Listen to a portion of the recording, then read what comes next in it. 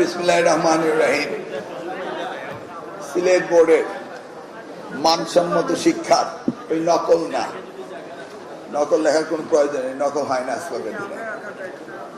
শিক্ষার এই বোর্ডের চেয়ারম্যান, আজকের অনুষ্ঠানের সভাপতি, এখানে মাননীয় মন্ত্রী রয়েছেন, মাননীয় সংসদ সদস্য রয়েছেন, আমার বোর্ডের চেয়ারম্যান ডিজি রয়েছেন, ডিসি সাহেব রয়েছেন, ভিসি সাহেব রয়েছেন, সামনে অনেক প্রিন্সিপাল, কেন্দ্র সচিব, সাংবাদিক, শিক্ষাবিদ অনেকে রয়েছেন। আসসালামু আলাইকুম। আসলে ঘুমানোর সময় হয়নি, তাড়াতাড়ি আসতে হয়েছে আজকে। গতকাল রাত প্রায় 3টার দিকে বগুড়া থেকে ফিরলাম, এর আগের দিন যশোরে ছিলাম। আজকে এই অনুষ্ঠানে আসতেই হবে, না আসলে হতো আমরা হয়তো বা জুম মিটিং করতে পারতাম। জুম মিটিং এতটা ইন্টারঅ্যাক্টিভ হয় না, সেই জন্য এসছি। আমাদের বিকেলে সংসদ আছে, যেতে হবে, তড়িঘড়ি করে আসছি কিছু কথা বলার জন্য। আমাদের এই এলাকায় 6 জন এমপি রয়েছেন, পুরা ডিস্ট্রিক্টে 19 জন, তার মধ্যে 18 জন এই দলেরই হয়েছেন। মাননীয় প্রবাসী কল্যাণ মন্ত্রী উনি জোর করে অনেক দাবি করলেন, দাবিগুলি অত্যন্ত যৌক্তিক। সব দাবি পূরণ করা হবে। জনাব সাইফুর রহমান প্রয়াত এই সিলেট বিভাগ দলার যে কারিগর ছিলেন, শ্রদ্ধা করে স্মরণ করছি ওনাকে। সেই সময় আরিফুল হক সাহেব পৌরসভার কমিশনার ছিলেন সিটি কর্পোরেশনের। তিনি আমাকে বলেছিলেন শিক্ষা মন্ত্রণালয় যদি ঠিক মতো চালাতে হয় তাহলে ওনার কথা শুনতে হবে। আমি বুঝতে পারিনি কি বলছিলেন উনি। আপনারা সকলে জানেন উনি সাইফুর রহমান সাহেব খুব ঘনিষ্ঠ লোক ছিলেন, নাকি? এটা কি সিক্রেট না, এটা ওপেন সিক্রেট? তো আমাকে বললো যে আপনি আমার কথা শুনেন, মন্ত্রণালয় ঠিক মতো চলবে। আমি এটা কেমন ভাবে শোনা যায়? বলে আপনি আপনার চিফ ইঞ্জিনিয়ার পাঠিয়ে দিবেন। আমি ঠিক আছে পাঠিয়ে দেবো, দেন না আপনি পাঠিয়ে দিলাম। আর সে কি করলেন না করলেন গুপ্তর মতো সারাক্ষণ চিফ ইঞ্জিনিয়ারের সাথে। তারপর আমাকে একদিন ফোন করে বললেন এবার আপনি সকালে ফ্লাইটে সাইফুর রহমান সাহেবের চলে আসবেন। তো আমাকে যা বললো আমি সেইভাবে সকাল ফ্লাইটে চলে আসলাম। উনি আসলেন ফার্স্ট ফ্লাইটে, সার্কিট হাউসে আমরা বসলাম, নাস্তা খেলাম, খেয়ে উনি ওনার রুমে চলে গেলেন, আমি আমার রুমে চলে আসলাম। 10:30টার দিকে আরিফ এসে বললো এবার উঠেন চলেন। আমাকে নিয়ে সাইফুর রহমান সাহেবের রুমে ঢুকলেন।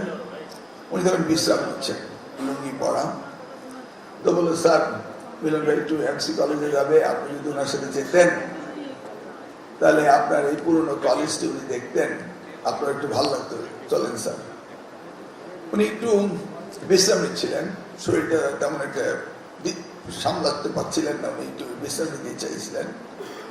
তো আমাকে দেখে ভাবলেন মিলন আসছে, আমার কলেজ যেখানে আমি লেখাপড়া করেছি যাই না কেন, গেলেন। যার পরে প্রথম উদ্বোধন করা হলো ওনার নামে অ্যাডমিনিস্ট্রেটিভ বিল্ডিং, সেই সময় 6 কোটি টাকা। তো সাইফুর রহমান সাহেব ওখানে গিয়ে বললো যে আমি তখন 3 বারে অর্থমন্ত্রী হয়ে গেলাম, এর আগে ছিলাম, কেউ আমাকে কখনো এই এমসি কলেজ আমার কলেজে আনেনি যেখানে আমার স্মৃতি। তারপর উনি হলগুলি ঘুরতে শুরু করলেন এবং উদ্বোধনের সময় ওনার চোখ দেখলাম অনেকটা অশ্রু সিক্ত হয়ে গিয়েছিল। তারপরে একে একে প্রত্যেকটি এমন একটি নাই যে না করি টুডেস আমাদের অডিটরের মধ্যে শুরু করে ইঞ্জিনিয়ারিং কলেজ, এগ্রিকালচার কলেজ, আমাদের teachers training college, residential college, you name it, প্রত্যেকটা প্রতিষ্ঠানে সে একসাথে আমার ইঞ্জিনিয়ার দ্বারা এগুলো সব রেডি করে রাখলো। আমরা ভিত্তিপ্রস্তর উন্মোচন করতে শুরু করলাম। তো ঢাকায় গিয়ে বুঝলাম সাইফুর সাহেব ডাকলেন, দেখে বললেন এই তোমার কোথায় কোন টাকা আটকে আছে বলো, এগুলো সব ছেড়ে দেই। তা আমি বললাম স্যার এখানে আমার শিক্ষা মন্ত্রণালয়ের চাকা ঘুরতে শুরু করলো, টাকার আর কোনো অভাব হলো না। সেই সময় এই কাজগুলো হয়েছিল, বুঝতে পেরেছেন তো চালাকিটা? সেই ডাকতে তাকে আমি মগজ বলে ডাকি। তো এবার আমাকে সেই সাহায্যটা করতে পারবে কিনা আমি জানি না।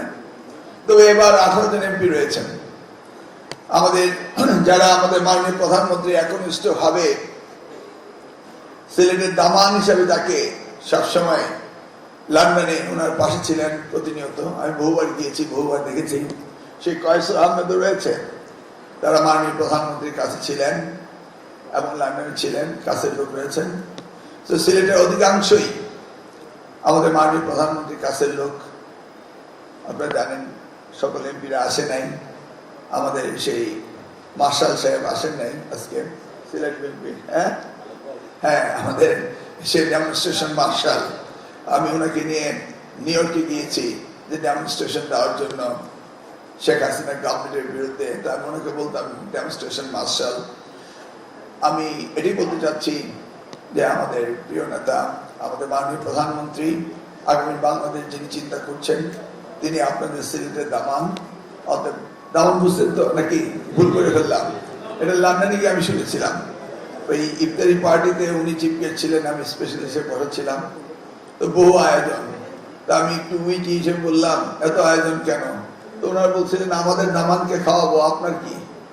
তো এবার আপনাদের ব্যাপারে নিশ্চয়ই আপনারা এই সহযোগিতা ওনার কাছে আহ্বান করবেন, উনি আমাদেরকে সাহায্য করবেন। ইতিমধ্যে মাননীয় প্রধানমন্ত্রী ঘোষণা দিয়েছেন যে আমি শিক্ষা খাতে জিডিপি 5% পর্যন্ত বাড়িয়ে দেব। কিন্তু আমি খুব শঙ্কিত যে আমি এই 12 টাকা নিতে পারবো কিনা, কারণ বহুদিন ধরে না খেতে আমার নাড়ি বুড়ি সব শুকিয়ে গিয়েছে। হঠাৎ করে এত টাকা কিভাবে নিব? এই ধরনের কোনো প্রজেক্টও নেই আমার, এবং এই স্বল্প সময়ে এই ধরনের কোনো কাজও আমি করতে পারিনি। সেই জন্যই আপনাদের সাথে ঘুরে বেড়ানো, দেখা, কথা বলা, ওই নকল মুক্তের জন্য নয়, শিক্ষা মানসম্মত শিক্ষা ব্যবস্থা কিভাবে আমরা আনতে পারি সেই জন্য। তো বলছিলাম গাড়িতে এমরানও ছিল, আমার সাথে একই গাড়িতে বসার কয়েসও ছিল মাননীয় মন্ত্রী। বললাম যে আপনারা সকলে তো শিক্ষার ব্যাপারে ইন্টারেস্টেড, তাহলে আপনারা সকলে মিলে শিক্ষা সংস্কারের জন্য সিলেটে কিভাবে অগ্রণী ভূমিকা রাখতে পারে আপনারা নিজেরাই চিন্তা করুন, নিজেরাই আমাকে ডিরেকশন দেন, নিজেরাই আমাকে বলুন। কিন্তু এখানে এসে আমাদের ডিসি সাহেব উনি যে পরিসংখ্যান দিতে থাকলেন, এই পরিসংখ্যান আর ওনাদের সাথে কথার মিল নেই। যদিও এই বিষয়ে আমি জানতাম, সাইফুর রহমান সাহেব আমাকে আগেও বলেছিলেন যে আমাদের দেশে মানে সিলেট অঞ্চলে বর্গা শিক্ষক পাওয়া যায়। আমাদের দেশে বর্গা বলে কি? সাংবাদিক সাহেব বর্গা বুঝেন? এখন এখানে বর্গা শিক্ষক পাওয়া যায়, শিক্ষকরা লন্ডন চলে যায়, বা আমরা শিক্ষকতা করতে বিশেষ করে প্রাইমারি স্কুলে পাই না। সেগুলি নিয়ে আমাদের অনেক সমস্যা রয়েছে, অতএব এগুলির উত্তরণ আমাদের করতে হবে। ডিসি সাহেব এর মধ্যে বললেন অ্যাটাচমেন্টে 24 জন শিক্ষক শহরে রয়েছে, এবং সেই সাথে অন্যান্য শহরের বাইরের স্কুলগুলোতে শিক্ষক নেই।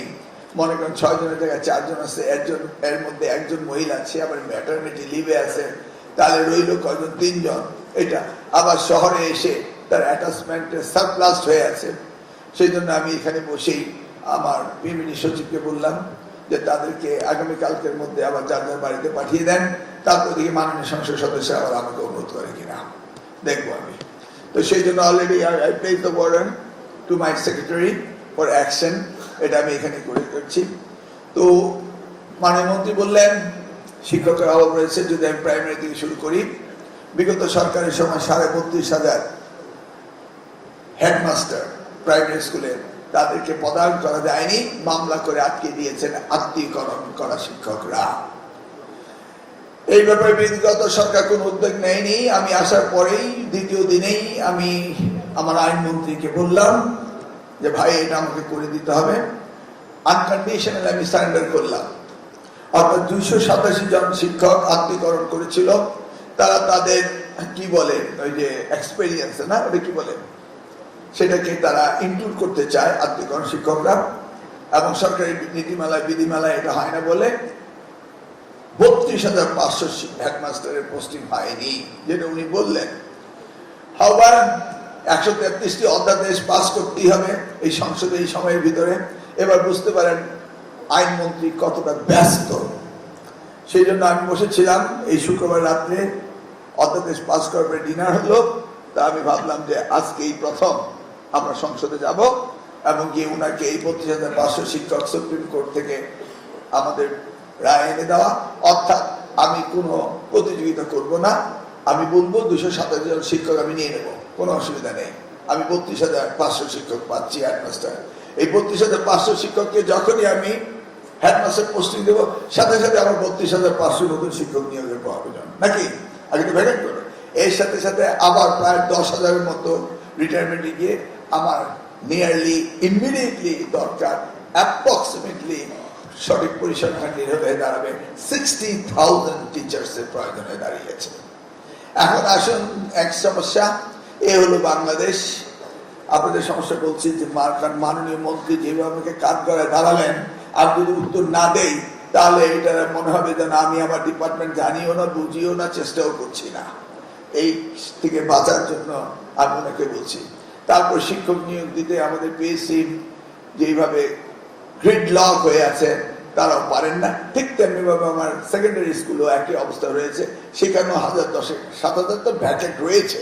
ইন দ্য মিন টাইম আরো যারা আউট হয়ে যাচ্ছেন, রিটায়ারমেন্টে চলে যাচ্ছেন নিয়ারলি 10,000, সেটা আবার পিএসসি থেকে ওই নন ক্যাডার কলেজও তাই, এগুলি নিয়ে পুরোপুরি একটা ব্যাকলগ হয়ে আছে।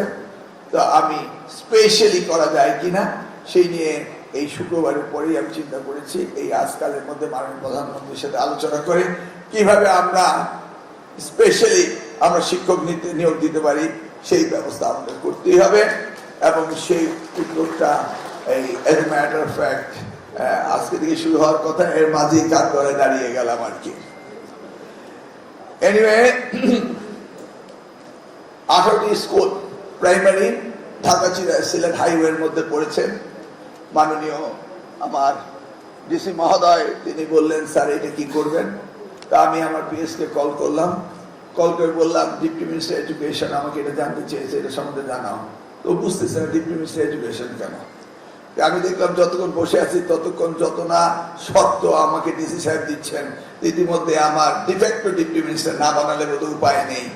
তো আমার পিএস সে বুঝতে পারছিল না, পরে বুঝলো আর কি ঘটনাটা কি। জটিলতা হলো আমাদের স্কুলগুলো ভেঙে ফেলছে রোডস এন্ড হাইওয়েজে, এখান থেকে আমরা টাকা নিব, স্কুল করব। এটা হলো সরকারি পদ্ধতি, যে ভেঙেছে সে টাকা দিবে, সে স্কুল করে দিবে। এখন যদি আমি এই পাইলে আপ পাইলে তুম এই খেলার মধ্যেই থাকি তাহলে তো আমার হবে না। আমি এখানে বসে সচিব সাহেবকে কল করলাম, সচিব সাহেব বললেন যে স্যার আমরা একটা ইন্ট্রিম স্কুলগুলোর জন্য কোথাও ব্যবস্থা করব, আশেপাশে মানে হাই স্কুলে নিয়ে যাব, ব্যবস্থা করব, এই ধরনের কথা বললেন। আমি বললাম সেটা পরে হবে, 18 স্কুল ইমিডিয়েটলি প্রজেক্টে দিয়ে দেন, কনস্ট্রাকশন কাজ চলতে থাকুক। তখনই প্রশ্ন আসলো জায়গা নিয়ে। আমি আবার বললাম যদি কোনো সহৃদয়বান ব্যক্তি শিক্ষা অনুরাগী যদি জায়গা দিয়ে দেন আমি বিল্ডিং করে দেব, ওনার নামে প্রতিষ্ঠান দিয়ে দেব। এই বিষয়ে আমি মন্ত্রণালয়ে সিদ্ধান্ত নিয়ে ফেলবো। তো আমি এই কথাগুলো মাননীয় এমপি এবং সংসদ সদস্য এবং মাননীয় মন্ত্রী বললাম, এই ধরনের শিক্ষা অনুরাগী পেলে আপনার 18টি স্কুলের জায়গা দেন, আমি তাদের নামে করে দেবো, কনস্ট্রাকশন আমি করব। পরবর্তীতে লেনদেন হয় কি হবে না, রোডস এন্ড হাইওয়েজ টাকা দিবে কি না, বা ওই জেলা পরিষদ দিবে কি দিবে না, এই জন্য তো আমি ছাত্রদের জীবন বসিয়ে রাখতে পারি না। সেই কথাগুলো আজকে এখানে হয়ে গেল। হঠাৎ করে ডিসি সাহেব বললেন যে তিনি আইসিডি এবং ইংলিশের শিক্ষক কম পাওয়ার কারণে তিনি 200 টাকা করে রিউমারেশন দিয়ে তাদেরকে ট্রেনিং এর ব্যবস্থা করছেন। তো আমি বললাম কি আপনি একটা চিঠি পেয়েছেন যে আমি নতুন একটি পদ্ধতি শুরু করছি? তিনি বললেন কোনটা? আমি বললাম নির্বাচনের আগে আমি আমার কোচয়ে বলেছিলাম, আমি দেখলাম রিটায়ার্ড টিচাররা তারা বেশ mentally strength, they are not senile, they are very good in health, এবং তারা গ্রামেই থাকে। তো তাদের একটি পুল ঘটনা আমি করছিলাম, তাদেরকে যে সমস্ত স্কুলগুলির টিচার শর্টেজ রয়েছে সেই সমস্ত স্কুলগুলিতে তাদেরকে টিচার শর্টেজের জন্য তাদেরকে আমরা যেভাবে পারি কমিউনিটি থেকে আমরা ওই স্কুলগুলিকে পরিদর্শন এবং পার্ট টাইম তাদেরকে সুযোগ সময় দেওয়া, এই জন্য আমি তখন এটা প্রমিস করেছিলাম। পরবর্তী মন্ত্রী হওয়ার পরে ইউনুস সাহেবকে এটা নিয়ে উদ্যোগ নিলাম এবং ফান্ডও আমি বিভিন্ন জায়গাতে ব্যবস্থা করলাম। আমি সচিব মহোদয়ের সাথে আলাপ করার পর তিনি বলেন গুড আইডিয়া, ওয়াই নট, আমরা বাংলাদেশ সব জায়গায় করি, ডিসিদেরকে চিঠি দেই এবং শিক্ষকরা কি চায়? সম্মান। রিটায়ার্ড শিক্ষকরা সম্মান চায়, তারা সম্মানও পাবে, পরিদর্শনও করবে। তো সেই বিষয়ে আমি আমার এলাকা থেকে শুরু করেছি। এটা এখন আমি আশা করব এই এলাকার মাননীয় সংসদ সদস্য সিলেটের এবং মন্ত্রী মহোদয় আপনারা এই বিষয়গুলিকে এক্সপার্টাইজ করেন এবং আন্তরিকতার সাথে নিজ নিজ এলাকায় শিক্ষার উন্নয়নের চিন্তা করেন, সেই কথাটা আমি বললাম। একই সাথে আমি আবার কিছু কিছু জিনিস আমার এলাকায় মডেল হিসাবে করি। যেমন ম্যানেজমেন্ট কমিটি নিয়ে আমাকে তুলুধুনায় করা হচ্ছে ফেসবুকে। আজকাল দিনে ফেসবুক পেলেই হলো আমাকে। সেই নির্বাচন আগে ফেসি সরকারের সময় আমি আমার এলাকায় গিয়ে আমার বাচ্চাদের বলছি, হেই তোমাদেরকে জায়মাকে প্রধানমন্ত্রী বানাতে হবে, কারণ পুতুলকে প্রধানমন্ত্রী বানিয়ে দেয়। সেই জন্য আমি আমার পলিটিক্যালি বাচ্চাদের সাথে সেই গল্প করেছি নির্বাচনের আগে। এখন দেখি ফেসবুকে মন্ত্রী হওয়ার পরে ওইটাকে গিয়ে আমাকে ট্রোল করছে। তাই বলে হ্যাঁ, এই প্রধানমন্ত্রীর পরিবারকে আগামী দিনে কে প্রধানমন্ত্রী হবে এই স্বপ্ন তো আমরা দেখতেই পারি, আমরা দেখছি এবং বাস্তবে তা হয়েছে। আমরা কি দেখিনি জনাব তারেক রহমানকে প্রধানমন্ত্রী বানাবো? আমরা কি বাস্তবে তা দেখিনি? আল্লাহ কি তা কবুল করেনি? আমরা কি এমন প্রধানমন্ত্রী পাইনি যে প্রধানমন্ত্রী নিরলস পরিশ্রম করে যাচ্ছেন দিন রাত্রে 24 ঘন্টা? আমরা কি গত 2 মাস ধরে তা দেখছিলাম? সেই স্বপ্ন তো আমি দেখতেই পারি, আমি দেখবই, এবং ইনশাল্লাহ আল্লাহ যদি কবুল করেন সেটাও বেঁচে থাকলে দেখবো। এনিওয়ে, তো ম্যানেজমেন্ট কমিটিতে আমি শিক্ষকদেরকে আমি ওখানে প্রায়োরিটাইজ করি। ধরুন আমি একটি স্কুলের সহকারী শিক্ষক ছিলাম, আমি এসে হেডমাস্টার হলাম। আমার হেডমাস্টার যিনি ছিলেন তিনি এখন রিটায়ারমেন্টে। আমি যদি সেই হেডমাস্টার যদি সুস্থ স্বাভাবিক থেকে থাকে, কর্মক্ষম হয়ে থাকে, তাহলে আমি যদি ওই স্কুলের ম্যানেজমেন্ট কমিটির সভাপতি ওনাকে বানিয়ে দিই, তাহলে তো জবাবদিহিতা এবং স্কুলের ছাত্রছাত্রীকে দেখাশোনা এগুলি কি আমার জন্য ভালো না? কলেজের প্রিন্সিপাল তো আমি সেই জন্য ম্যানেজমেন্ট কমিটি আমার এলাকায় এগুলি করছি। এটি কিন্তু আমি কোনো আইন বলছি না, কারণ আইন তো ম্যানেজমেন্ট আইনই রয়েছে, বাট আমি একটু ডিফেন্স করছি বিকজ আমি দেখেছি এগুলির রেজাল্ট ভালো হয়, সেজন্য আমি এগুলি করছি। হঠাৎ করে আমাকে আবার উনি বলে বসলেন, অগ্রগামী বালিকা বিদ্যালয়ের জায়গা উদ্ধার করতে হবে 10 একর, সিলেটের সর্ববৃহৎ একটি মাঠ হবে এবং এইটা দোকানপাট বা অন্যরা দখল করে ফেলেছে, এইটার আপনি একটি ব্যবস্থা নেন। তো আমি আস্তে আস্তে বললাম যে আমি সংসদে সেলিম রেজা হাবিবকে সেদিনকে বললাম যে ভাই সাহেব 71 ভিত্তিতে সিদ্ধান্ত প্রস্তাবে একটা উঠান যে এই স্কুল কলেজের জায়গাগুলো যে ব্যবসা প্রতিষ্ঠান বানিয়ে ফেলেছে, তো সেটা তো আমাদের প্রতিষ্ঠানের এলাকায় কিশোর গ্যাংরা থেকে ইভটিজিং হয়, হাট বাজার হওয়াতে পরিবেশ নষ্ট হয়ে যায়। এতে এগুলি নিয়ে আমরা চলেন সংসদে একটু আলোচনা করে সারা বাংলাদেশে এই ব্যবস্থাটা করি। কারণ আমি আমার এলাকায় দেখেছি স্কুলগুলোতে কিভাবে দোকানপাট বানানো হয়েছে, কিভাবে ব্যবসা কেন্দ্র বানানো হয়েছে। আবার আমিও আবার কোনো জায়গায় চিন্তা করে দেখলাম আগের দিনে সিনেমা হলগুলিকে ভেঙে শপিং সেন্টার বানিয়েছে, দেখছেন না? তো কবে জানি আবার ঢাকা শহরের স্কুলগুলোকে ভেঙে সেগুলিকে আবার শপিং সেন্টার বানিয়ে উপরে বলে যে আপনার উপরে স্কুল নিয়ে চলে যান। এটাও তো বলতে পারে, কারণ যেইভাবে জায়গার দাম বাড়ছে তো হতে তো পারে বলে আমরা 20 তলা বিল্ডিং করে দেবো, 10 তলা পর্যন্ত আমরা শপিং সেন্টার করবো, বাকি 10 তলায় আমরা স্কুল করেন। কি এই ধরনের প্রস্তাব দিয়ে দিতে পারেন? আবার আমরা তো এখন শুধু টাকার কথা চিন্তা করছি, মানসম্মত শিক্ষার ব্যবস্থা আমরা করছি না। সেই জন্য উনি আমাকে স্মরণ করিয়ে দিলেন। আমি বললাম ঠিক আছে, আমার মনে আছে, কিন্তু কিভাবে করবো জানি না, সবকিছু তো একত্রে আসা শুরু হয়েছে। আবার তিনি আবার আমাকে স্মরণ করিয়ে দিলেন 2001 থেকে 2006 পর্যন্ত আমরা এই পরীক্ষা কেন্দ্রের কথা বলতাম। আমরা চাচ্ছি যে সবগুলো উপজেলায় মাল্টিপারপাস একটি এক্সামিনেশন হল করা, তাহলে আমাদের এই স্কুল কলেজগুলো পরীক্ষার সময় বন্ধ থাকে না। সেই জন্য এটা নিয়ে আমাদের প্রজেক্ট আগেই ছিল, বিগত সরকার করেনি।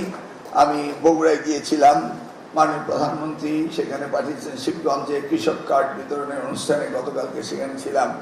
সেখানে আমাদের ন্যাশনাল ইউনিভার্সিটি ভিসিও গিয়েছিলেন, উনিও এই ধরনের একটা চিন্তা ভাবনা ওনার জন্য রয়েছে। জায়গার সাথে উনি কথা বলেছেন, তা আমিও দুজনে মিলে কথা বললাম যে দেখা যাক ফান্ড করতে পাওয়া যায়, এলজিটিতে কিছু নেওয়া যাবে।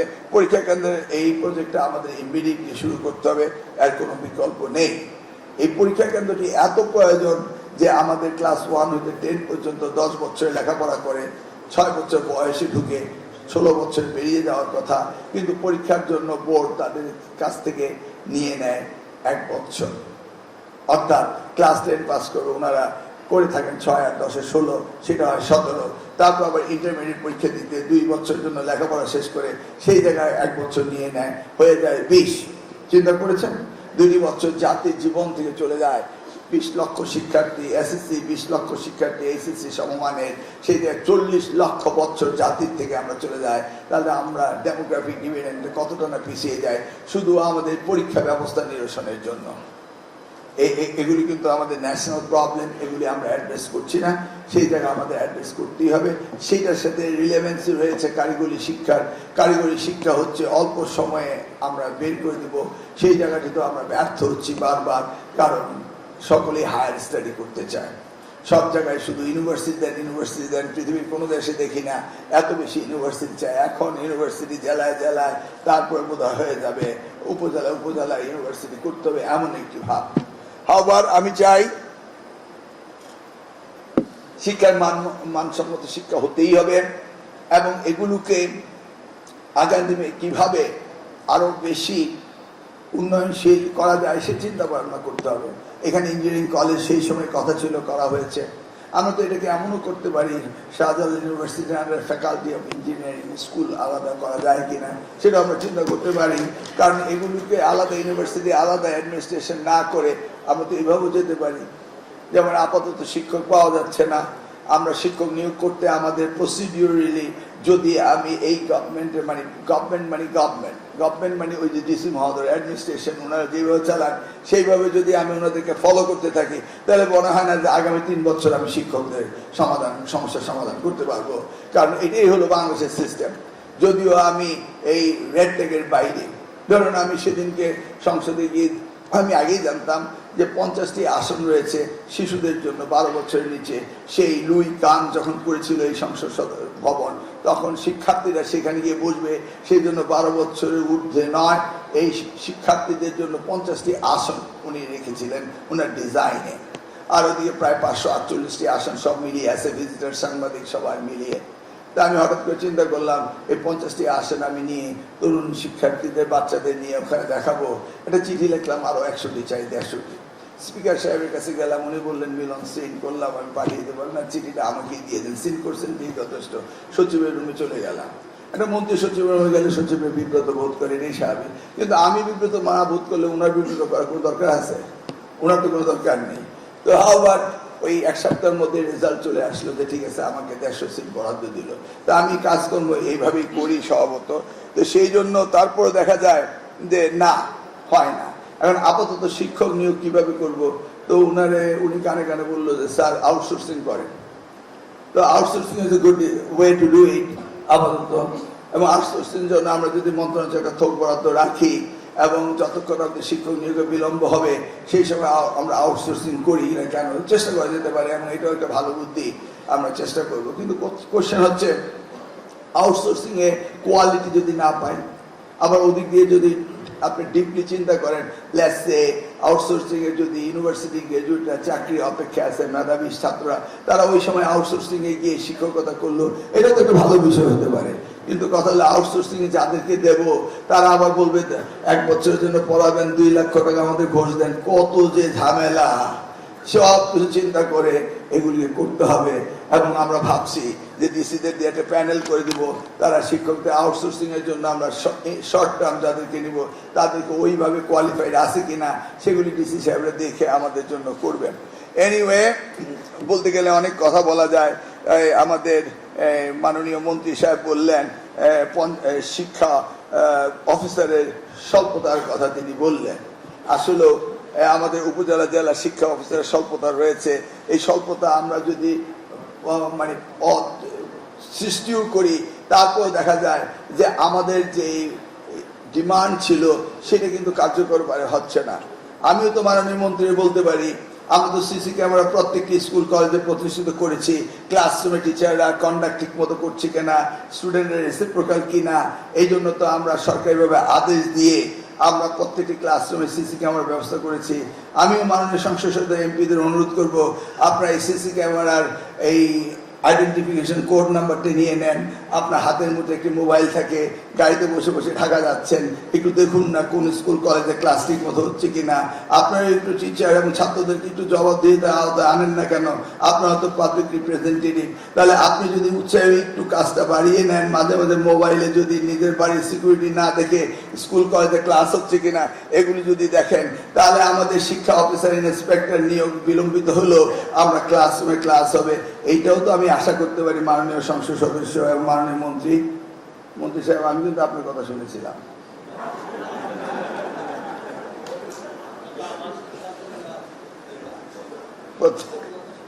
না, আপনি আমাকে সিলেটে এনে কাজ করে দাঁড়া করালেন, আমিও তো উত্তর দিচ্ছি আপনাকে। তা আপনারা একটু মোবাইলের মধ্যে ওই কোড নাম্বারটা নিয়ে এখন একটু বলেন একজন প্রিন্সিপালকে দেন ক্লাসরুমে ক্লাস হচ্ছে কিনা। আজকে অবশ্য আমাদের প্রাথমিক স্তরের বৃত্তি পরীক্ষা হচ্ছে এবং আমি আশা করছি সুন্দরভাবে বৃত্তি পরীক্ষা হবে। এই বৃত্তি পরীক্ষা গত বছরের বৃত্তি পরীক্ষা তারা নেয়নি, টাকাগুলো ল্যাপস হয়ে যাচ্ছে, সেই জন্য আমি বৃত্তি পরীক্ষা নিচ্ছি। আবার বৃত্তি পরীক্ষা নেওয়ার সময় আমার আবার ফেসবুকে ঝড় উঠলো, সোশ্যাল মিডিয়ায় ওরা 5 পাস করে 6 চলে গেছে। হঠাৎ করে মন্ত্রী সাহেব ভাবলেন তাদেরকে বৃত্তি পরীক্ষা দিতে হবে, উনার এত নতুন শখ হয় কি জন্য, এই আবার কোন পাগলামি, আমাকে নিয়ে ট্রোল করা শুরু করলো। আরে ভাই, আমি কি বলছি বৃত্তি পরীক্ষা সবাইকে দিতে হবে?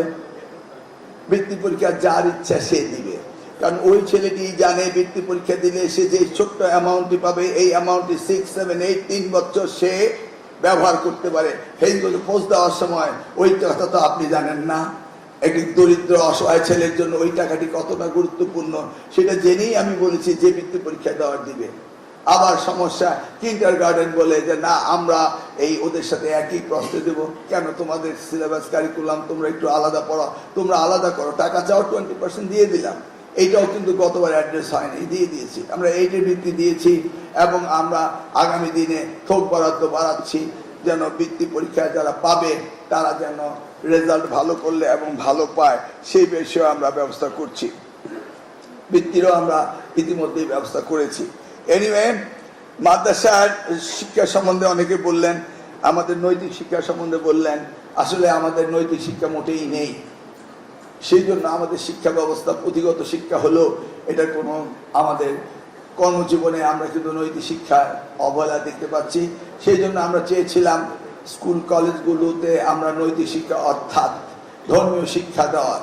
এদিকে মাদ্রাসায় যারা লেখাপড়া করেন শিক্ষক, কিছু বলবেন নাকি স্যার?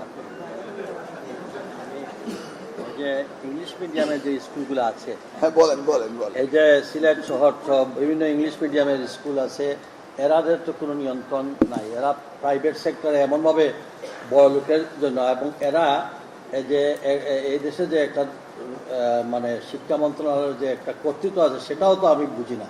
আজকের এখানে কোনো এই যে ইংলিশ মিডিয়ামের কোনো টিচার বা তাদেরকে কি নিয়ন্ত্রণের মধ্যে না রাখলে আমাদের এখানে তো তারা যে বিরাট অঙ্কের আপনার টাকা দিয়ে টিচার রাখতেছেন এবং ছাত্রদের কাছ থেকে যেটা নিচ্ছেন, সেই ফেসিলিটি তো আমাদের অন্য রাখতে পারছেন, এবং এদেরকে নিয়ন্ত্রণে রাখবেন কিনা? ধন্যবাদ মাননীয় মন্ত্রী। আজকে কয়দিন হলাম মন্ত্রী হয়েছি? বোধহয় 46 দিন। কি শাহিন ভাই, কয়দিন হলাম? 18 তারিখ থেকে শুরু করলে 46 দিন বোধ হবে, নাকি 45 দিন হবে মন্ত্রী হয়েছে। ইতিমধ্যে আমি ইংলিশ মিডিয়ামদের নিয়ে মিটিংও করে ফেলেছি এবং তাদের রেগুলেটরি বোর্ডে আনার জন্য তাদেরকে 3 দফা মিটিং আমি করেছি।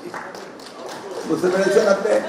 কারণ গণপ্রজাতন্ত্রী বাংলাদেশ সরকারে বাংলাদেশে ইংলিশ মিডিয়াম থাকবে এবং শিক্ষা মন্ত্রণালয়ের রুলস এন্ড রেগুলেশন আন্ডার থাকবে না, এটা হতে পারে না। এই যে আপনি ঢুকার সময় দেখলেন আমি কোনো গার্ড অফ অনার নেইনি, বিএনসির গার্ড অফ অনার নিলাম। আমি ইতিমধ্যে মন্ত্রী হওয়ার পর 3 বার বিএনসির সাথে মিটিং করেছি।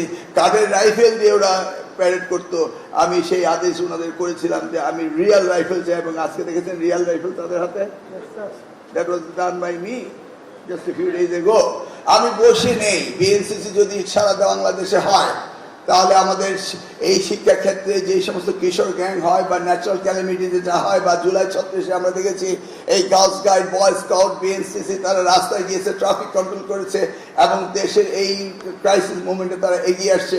এবং প্রত্যেকটি প্রতিষ্ঠানে বিএনসিসি থাকুক, গার্লস গাইড থাকুক এবং স্কাউট থাকুক, রোভার স্কাউট থাকুক।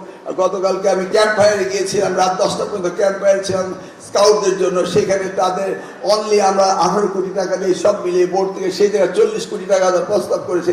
আমি তো বসে নেই মাননীয় মন্ত্রী, আপনি আর কি জিজ্ঞেস করবেন? সব উত্তর দিতে পারবেন, বলেন আর কি চান? মাননীয় মন্ত্রী এখানে কোন ডিবেট না। আমার দেশের মাননীয় প্রধানমন্ত্রী যেখানে 15টায় অফিসে গিয়ে আমাদের যে কাজের স্পিড বাড়িয়ে দিয়েছে, সেখানে আমরা এখন উৎসাহিত হয়ে আমরাও যে যেখানে পারতেছি, কারণ কাজ ছাড়া উনি কিছু বুঝেন না এবং উনি সব কিছু চায় যে নির্বাচনী ইশতেহারের মধ্যে দিয়ে এদেশের মানুষকে তার সেই ওয়াদাগুলো সুফল। আমি জানি আপনি অ্যাক্টিভ এবং আপনার দ্বারাই সম্ভব। আমরা বঞ্চিত এই এলাকার লোকের জন্য আজকে খালি আমরা বলতেই থাকি, কিন্তু বাস্তবায়ন না। এর জন্য আমি একটু দাঁড়াইলাম যে আপনি বাস্তবায়ন এমন একটি প্রতিষ্ঠান নেই যে সিলেটে না আছে, প্রত্যেকটি প্রতিষ্ঠানই সিলেটে হয়েছে। এই উনি যে গল্প করলেন, আমাদের 180 ডেজ প্রোগ্রাম রয়েছে। সেই 180 ডেজ প্রোগ্রাম শিক্ষা মন্ত্রণালয়ে আমরা করছি 22টি প্রোগ্রাম। আপনি স্কুল ফিডিং প্রোগ্রাম শুরু করেছি প্রাইমারি স্কুলে, তাদেরকে আমরা ড্রেস দিচ্ছি, দেখেছেন তো, আমরা ড্রেস দিচ্ছি।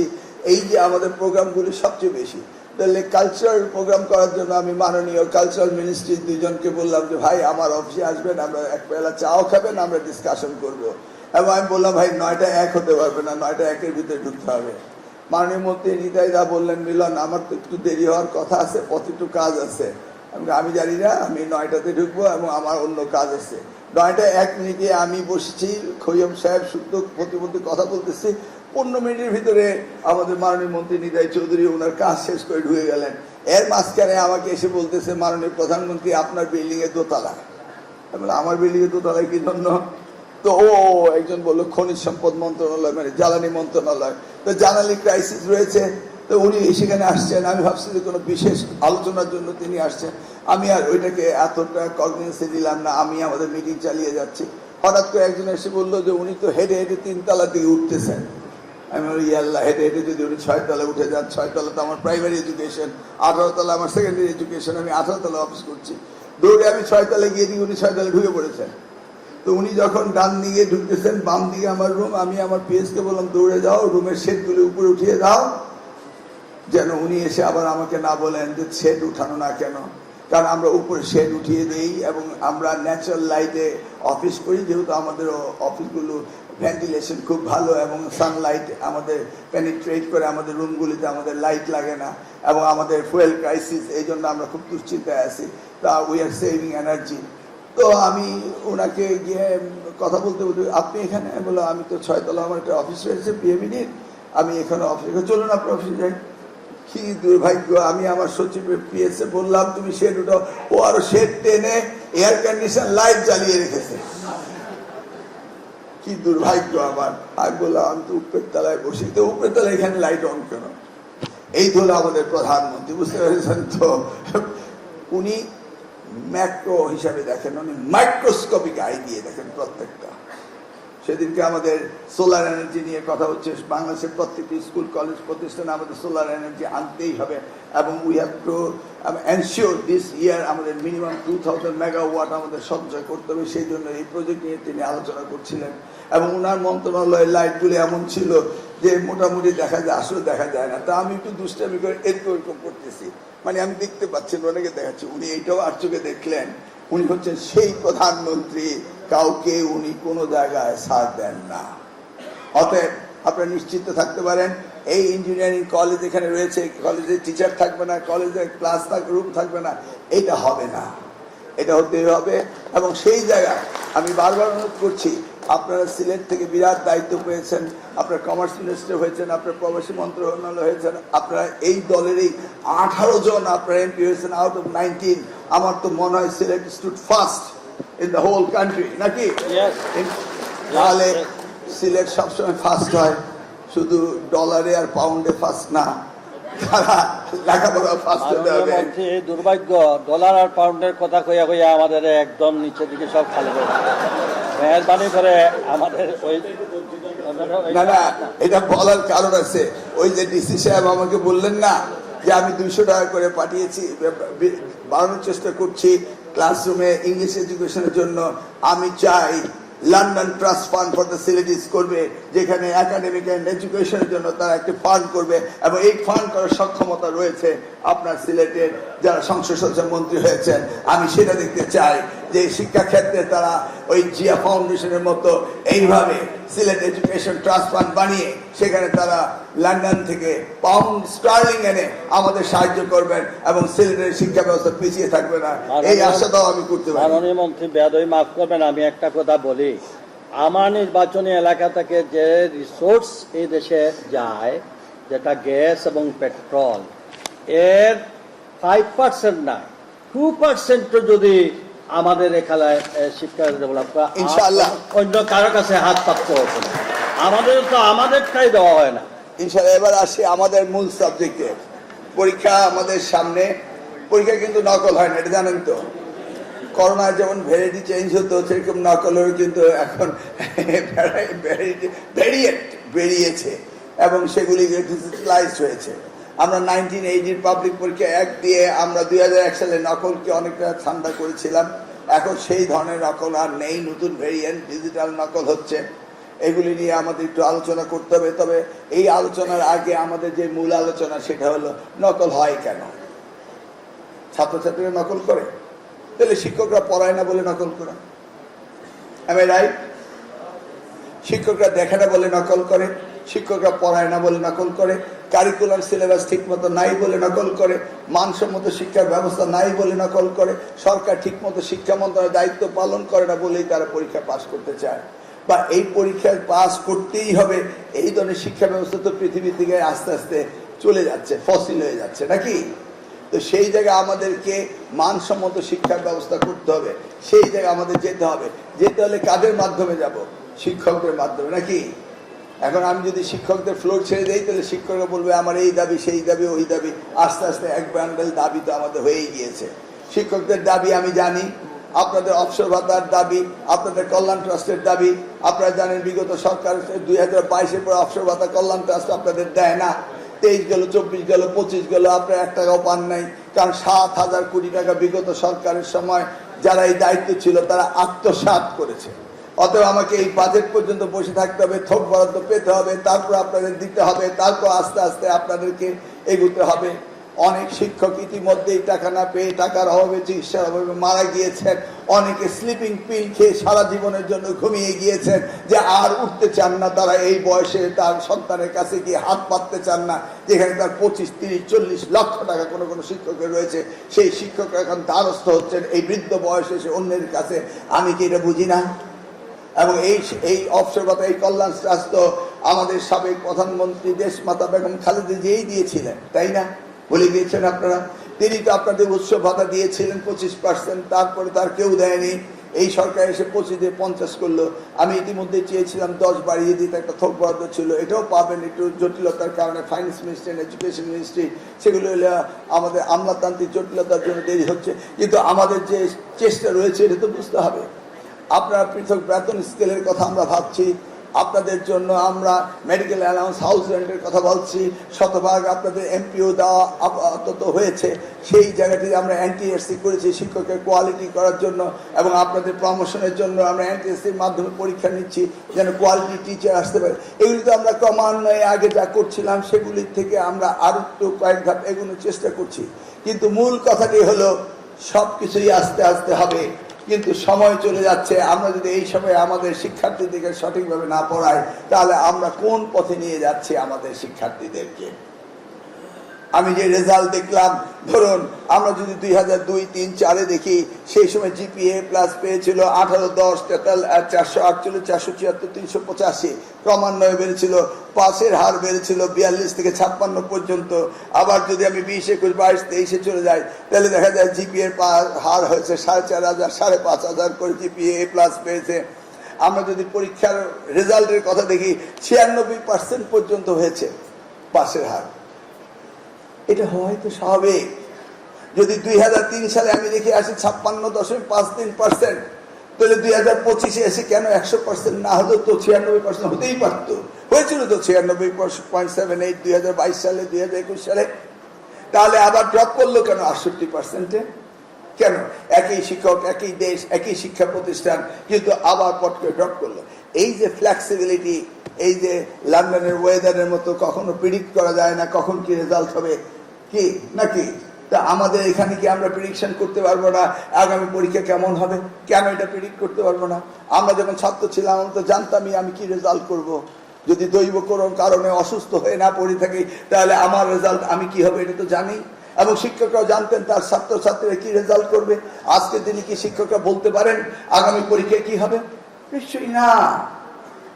আপনাদেরকে তো বলি নেই শিক্ষক ছাত্রছাত্রীর দিকে থ্রেট করতে।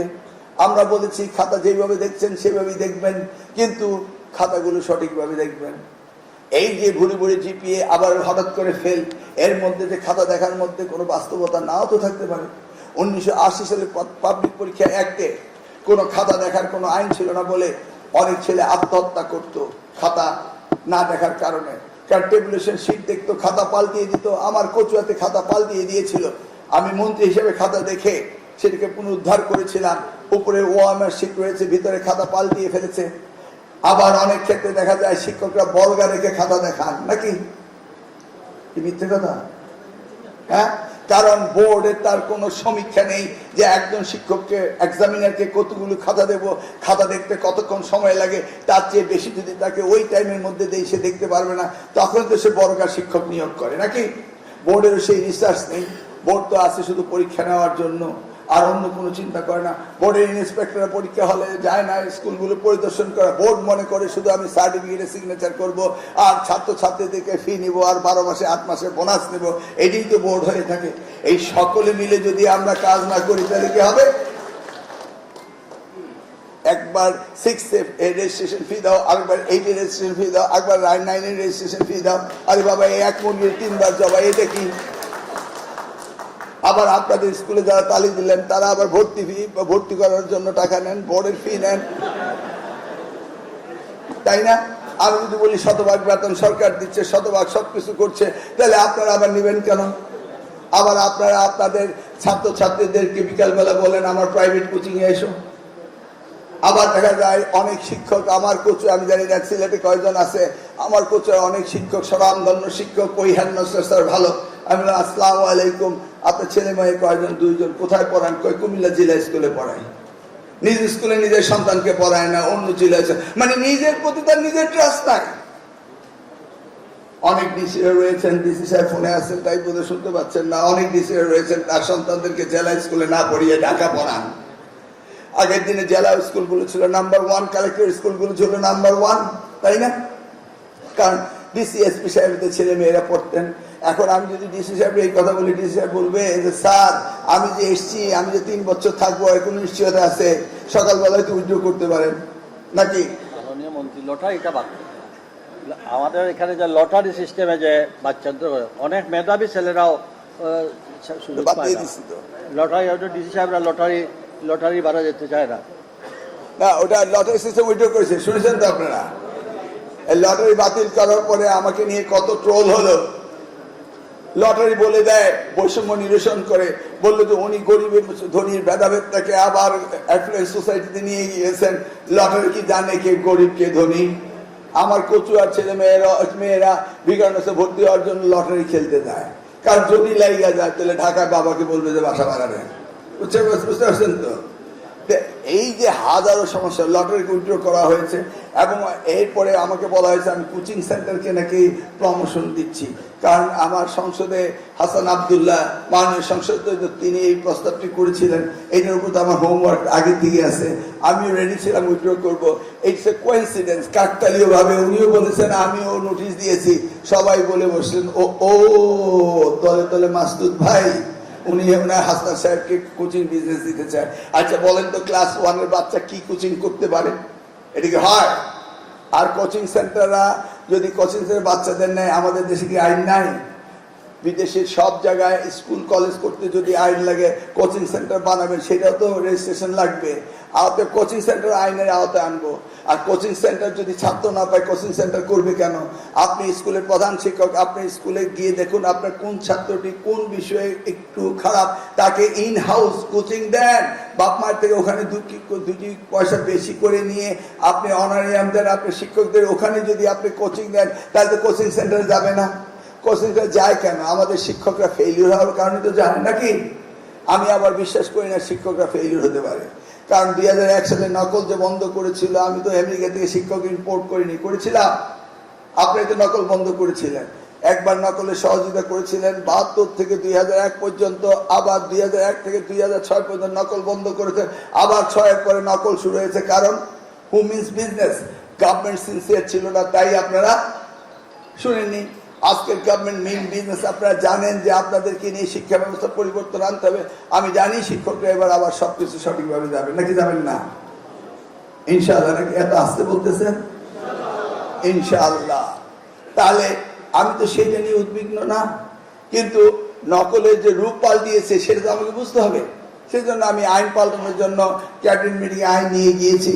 এবং ডেফিনেশন পাল্টে দিয়েছি। পরীক্ষা মানে শুধু পাবলিক পরীক্ষা, এসএসসি এইচএসসি পরীক্ষা না, দাখিলার টেকনিক্যাল এডুকেশন পরীক্ষা না। পরীক্ষা বলতে শিক্ষক নিয়োগ পরীক্ষা, ব্যাংকে নিয়োগ পরীক্ষা, সবই তো পরীক্ষা নাকি? আবার নকল বলতে দেখা যায় যে ছাত্রছাত্রীদের মধ্যে ইনভলভ নাই, এর মধ্যে প্রাতিষ্ঠানিক ইনভলভ রয়েছে, সংঘবদ্ধ লোকরা রয়েছে, সেগুলিকে এই আইনের আয়তান নিয়ে আসতে হবে, তাদের পানিশমেন্টের ব্যবস্থা করতে হবে।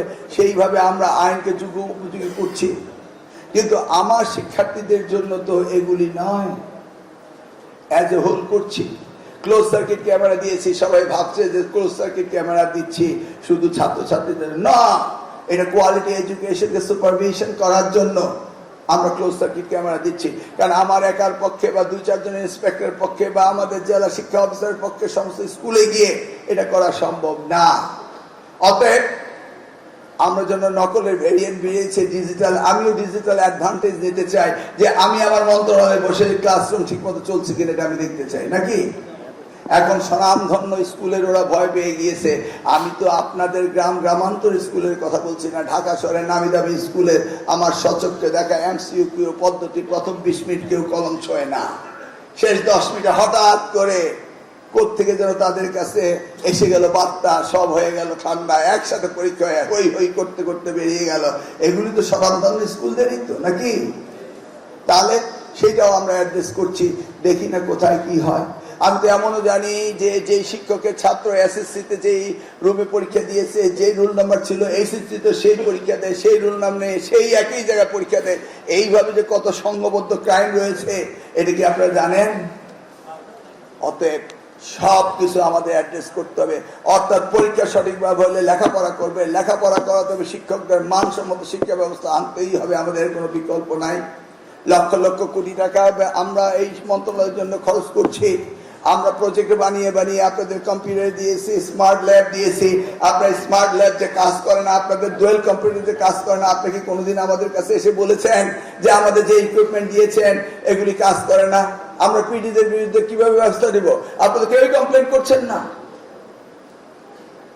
সরকার টাকা খরচ করছে, আপনারা কমপ্লেন করছেন না। Jessore science and technology university গেলাম, গিয়ে হিসাব করে দেখলাম ভিসির সামনে মঞ্চে বসে পার স্টুডেন্ট 10 লক্ষ টাকা সরকার দিচ্ছে। পৃথিবীর কোন দেশে পার স্টুডেন্টকে 10 লক্ষ টাকা দেয়?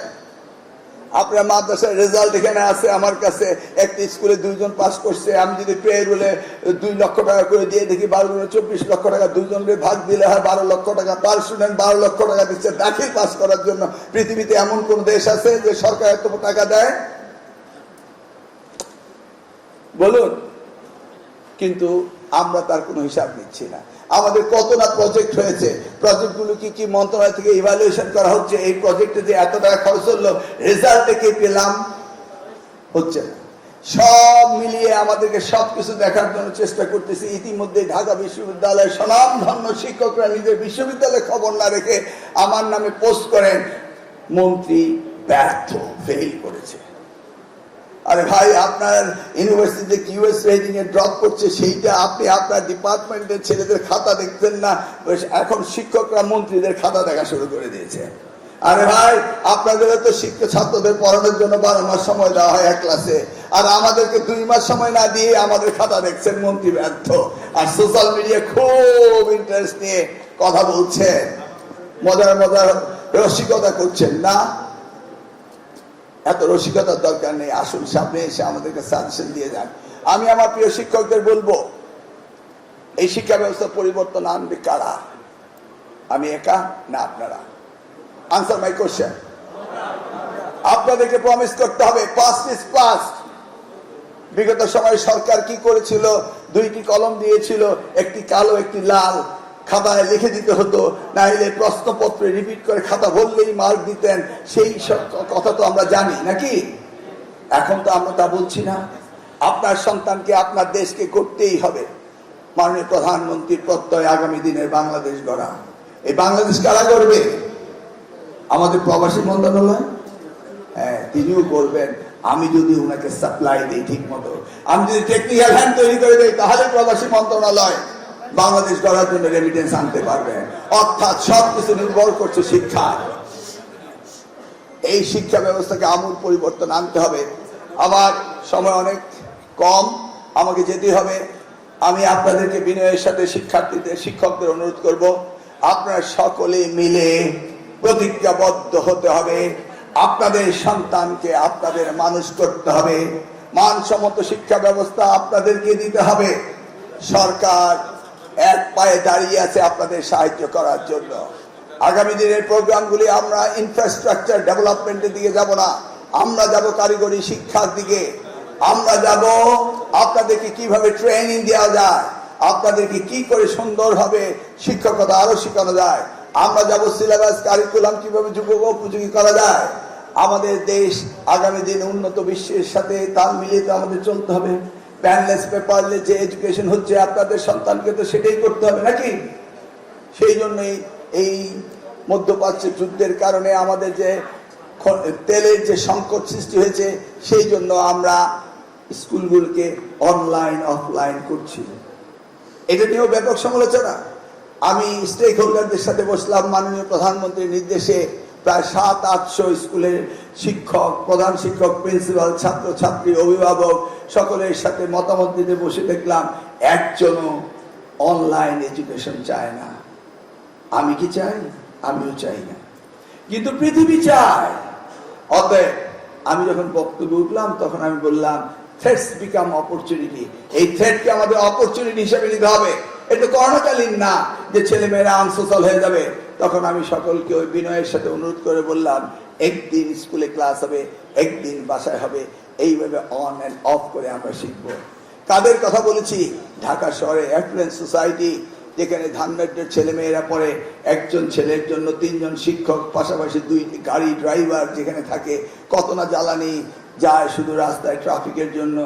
উনারা যদি বলেন যে আমার ছেলে মোবাইল হাতে নিলে, ট্যাব হাতে নিলে বেপথে চলে যাবে, যারা 3 জন করে টিউটর রাখতে পারেন তাদেরকে এই কথা মানায়? আমি তো আপনাদের কথা বলিনি। যদি সিলেটের শহরে ট্রাফিক জ্যামের জন্য এমন কোন স্কুল হয়ে থাকে যেখানে অ্যাফ্লুয়েন্ট সোসাইটির ছেলে মেয়েরা পড়ে, তাহলে সিলেটের ট্রাফিক জ্যাম হলে সেই স্কুলের কথা আপনি বলতে পারেন নাকি? আমরা তো গ্রাম গ্রামান্তরের কথা বলিনি। আমি বরিশাল মেট্রোপলিটন সিটি, সেখানে এই অবস্থা নেই। কিন্তু আমাদের মনে রাখতে হবে ডিজিটাল এডুকেশন আমাদেরকে যেতেই হবে। অতএব সেই দিকে আমাদের লক্ষ্য নিয়ে কাজ করতে হবে। প্রিয় শিক্ষকগণ, আপনাদের এই কাজে এগোতেই হবে। আপনারা নিজ গুণে এই দায়িত্ব নিয়েছেন সদকায়ে জারিয়া পাওয়ার জন্য। একটি ছাত্রকে সুশিক্ষিত বানালে সে যদি সমাজকর্মে তার পরিবারের জন্য আয় রুটি রোজগার জোগাড় করে, বাপ মার সেবা করে, সেই সফলতার জন্য কি আপনি সদকায়ে জারিয়া পাচ্ছেন না? চিন্তা করে দেখুন শিক্ষকরা, আগামী দিনে আমাদের সেই চ্যালেঞ্জ মোকাবেলা করতে হবে। এবং আমি আশা করব আগামী এই পরীক্ষা 21 তারিখে শুরু হবে, এটা একটি সুন্দরভাবে হবে, আনন্দমুখর হবে। এবং এই পরীক্ষার পরে খাতা দেখুন পদ্ধতি আমি র্যান্ডম স্যাম্পলিং করে দেখবো যে এক্সামিনাররা ঠিক মতো খাতা দেখছেন কিনা। আমাকে তো বুঝতে হবে যে আপনার এক্সামিনার হয়েছিলেন, কেউ খাতা কঠিন দেখেন, কেউ খাতা নরম দেখেন। কঠিনও না, নরমও না, যা দেওয়া তাই দিবেন। এই যে ইউনিফর্মিটি, এটাও তো আমাদের কোনো পরিসংখ্যান নেই, চলছে। কিন্তু কোয়ালিটি এডুকেশনের জন্য তো আমাদের সবকিছু দৃষ্টি দিতে হবে। এই যে মাদ্রাসা থেকে ছাত্ররা বেরোচ্ছে, তারা সঠিকভাবে কোরআন শিখে নেই বলে আজকে আমরা ধর্মীয় শিক্ষক নিয়োগ দিতে পারছি না। কওমি শিক্ষকরা তাদের সেই ইকুইভ্যালেন্ট ডিগ্রি নেয়। আমরা সেই জায়গায় 9000 শিক্ষকের পজিশন খালি থাকার পরও আমরা নিয়োগ দিতে পারছি না। এই সমস্যা কি একদিনে সৃষ্টি হয়েছে? ভেবে দেখুন। সবকিছু মিলিয়ে আমল শিক্ষা ব্যবস্থার পরিবর্তন আমরা আনবো ইনশাল্লাহ। কারণ আমাদের মাননীয় প্রধানমন্ত্রী নিরলস পরিশ্রম করে চলছেন এবং তিনি যে কোনো মূল্যের বিনিময়ে শিক্ষাকে সবচেয়ে গুরুত্ব দিয়েছিলেন, যা দিয়েছিলেন শহীদ রাষ্ট্রপতি জিয়াউর রহমান। সেই সময় আমিও সুযোগ হয়েছিল ওনার কাছে থাকার, ছাত্রদল করতাম এবং একটি হলে 2-2 বার ভিপি ছিলাম। সেই সময় দেখেছি তিনি শিক্ষার কি ব্যাপক পরিবর্তন করেছিলেন। তিনি 16 দিনের শিক্ষামন্ত্রী হয়ে আপনাদের এমপিও প্রচলন করেছিলেন 50% দিয়ে, মনে আছে? আমি কাজ করেছিলাম বেগম খালেদা জিয়ার সাথে, দেখেছি শিক্ষাকে তিনি কতটা ভালোবাসেন। এবং সেই সময় শিক্ষার যে পরিবর্তন এসেছিল সেটা যদি বিগত 17, 18, 19, 20 বছর ধরে রাখতে পারতাম, তাহলে আজকে এই শিক্ষার ধস নামতো না। আজকে যিনি এসছেন তিনি ওই শহীদ বেগম খালেদা জিয়ার পদাঙ্ক অনুসরণ করে তিনি শিক্ষাকে সবচেয়ে বেশি গুরুত্ব দিচ্ছেন। অতএব আপনারা নির্ভয়ে থাকুন, আপনাদের কোনো দাবি অপূর্ণ থাকবে না। এবং এই শিক্ষাকে আমাদের বাস্তবমুখী শিক্ষা ব্যবস্থা আসতেই হবে। সেই ভাবনা থেকে আগামী বাংলাদেশ গড়ার আপনাদের কাছে প্রতিশ্রুতি নিয়ে বিদায় নিচ্ছি। আল্লাহ হাফেজ, বাংলাদেশ জিন্দাবাদ। আপনার সকলে সুস্থ থাকুন, পরীক্ষা সুন্দরভাবে। আসসালামু আলাইকুম।